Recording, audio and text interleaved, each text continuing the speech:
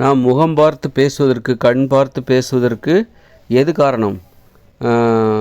ஒரு உறவுமுறையை விரும்புகிற அந்த மனசு, அதெல்லாம் ஓகே இருக்கட்டும். பகிர்ந்து உண்பது தான் கண் பார்த்து பேசுவதற்கு காரணம். ஒருத்தருடைய முகம் பார்த்து நம்ம பேசுகிறோம் அப்படி இல்லை, அதுக்கு காரணம் பகிர்ந்து உண்பது தான். நம்ம பகிர்ந்தே உண்ணலை, நம்ம எப்போவுமே தனியாகவே சாப்பிட்றோம், யாருக்குமே கொடுக்கவே இல்லை, யார்கிட்டையும் வாங்குறதே இல்லைன்னு வச்சுக்கோங்களேன். குறிப்பாக யார்கிட்டையுமே கொடுக்கல அப்படின்னா உங்களுக்கு ஒருத்தருடைய முகத்தை பார்த்து பேசவே முடியாது. அந்த அந்த உறவு முறையே ஏற்படாது. உறவு முறையே எப்போ வரும் அப்படின்னா பகிர்ந்து உண்ணும்போது தான் ஏற்படும். பகிர்ந்து உண்டால் மட்டும்தான். பகிர்ந்து உண்பது என்றால் என்ன, கொடுத்துக்கிட்டே இருக்கிறது கிடையாது. கொடுப்பது வாங்குவது ரெண்டுமே இருக்கணும். ஏதாவது ஒன்று மட்டுமே இருக்கக்கூடாது. நான் கொடுத்துக்கிட்டே இருப்பேன், வாங்கவே மாட்டேன், அல்லது வாங்குவேன் நான் கொடுக்கவே மாட்டேன், இப்படி ரெண்டுமே இருக்கக்கூடாது. ரெண்டுமே இருக்கணும். அந்த பகிர்ந்து உண்ணுதல் இருந்து விட்டால் அப்போ தான் உறவு முறையே உங்களுக்கு ஏற்படும். நீங்கள் யாருக்கும் எதுவும் கொடுக்கலன்னா உங்களுக்கு உறவு முறையே ஏற்படாது. ஒரு தாய் கூட தன்னுடைய பிள்ளையை பெற்றெடுக்கிறா, அதனாலே அங்கே உறவு வந்துடுறது. பால் கொடுக்குறா, அவள் பால் கொடுக்குறதுனால தான் அந்த குழந்தைக்கும் அவளுக்குமான அந்த உறவு முறை அங்கே தினமும் புதுப்பிக்கப்பட்டு கொண்டே இருக்கிறது. ஆரம்பத்தில் பால் கொடுத்தாங்க, ஒரு மாதம் கொடுத்தாங்க, அதுக்கப்புறம் கொடுக்குற உணவே கொடுக்கலன்னா அந்த குழந்தை என்ன ஆகும்? செத்து போயிடும், அது வேறு விஷயம், இறந்து போய்விடும். ஆனால் அந்த உணவு கொடுக்குறதுனால தான் உயிரோடு இருக்கிறது என்பதை தாண்டி அந்த குழந்தைக்கும் தாய்க்குமான உறவு அங்கு வலுவடைந்து கொண்டே வருகிறது. அதனால் அந்த பகிர்ந்து உண்பது தான் நம்ம ஒரு மனுஷங்க முகம் பார்த்து பேசுகிறதுக்கே காரணம். ஒரு மனுஷங்க பார்த்து நம்பிக்கையோடு பேசுவதற்கு பகிர்ந்து உண்பது ஒரு காரணமாக இருக்குது. உறவுமுறை ஏற்படுவதற்கு பகிர்ந்து உண்பது தான் காரணம். பகிர்ந்து உண்பது என்கிற அந்த நடைமுறை இல்லை என்றால் அந்த உறவுமுறையே ஏற்படாது.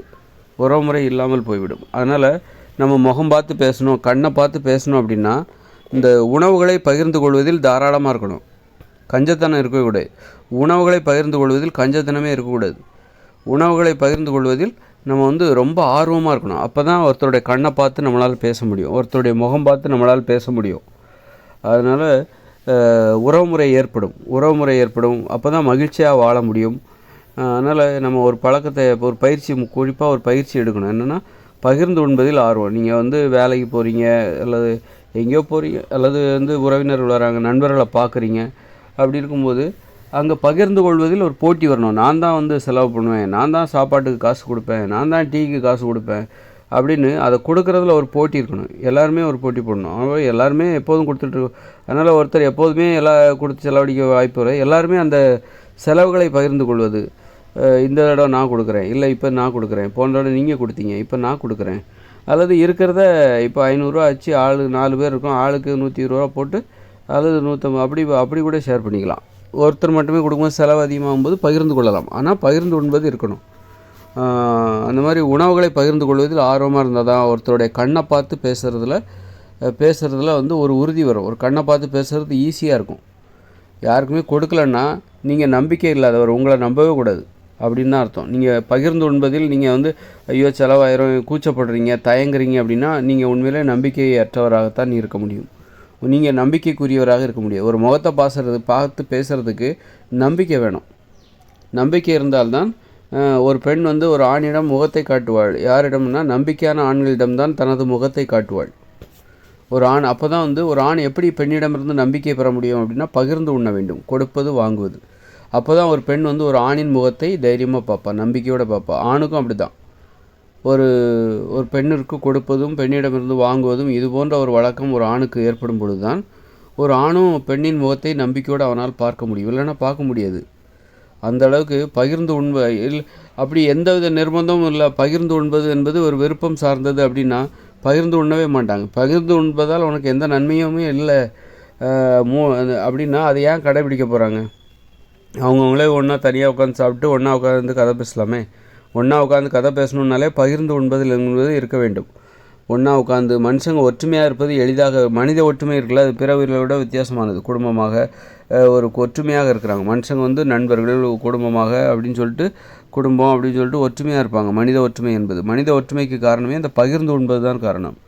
மனுஷங்க பகிர்ந்து உண்ணவே இல்லைன்னா அங்கே ஒற்றுமையே இருக்காது. ஒற்றுமையாக இருக்கிறதே ஒரு கடினமான விஷயம். ஒற்றுமையாக இருப்பது எளிதாக இருக்க வேண்டும் என்றால் பகிர்ந்து உண்டு விட்டால் ஒன்றுபடுவது எளிது. பகிர்ந்து உண்ணவில்லை என்றால் ஒன்றுபடுவது கடினம். ஒற்றுமையாக வாழ்வது கடினம். பிறரோடு உடன்பட்டு பேசுவது கடினம். முகம் பார்த்து பேசுவது கடினம். அதனால் பகிர்ந்து உண்பது என்பது உல உலகின் தலை சிறந்த பண்பு அப்படின்னு சொன்னால் அதில் வந்து மாற்று கருத்துக்கு இடமே கிடையாது. அதனால் வந்து அதுதான் மனித உறவுமுறைக்கே காரணம்.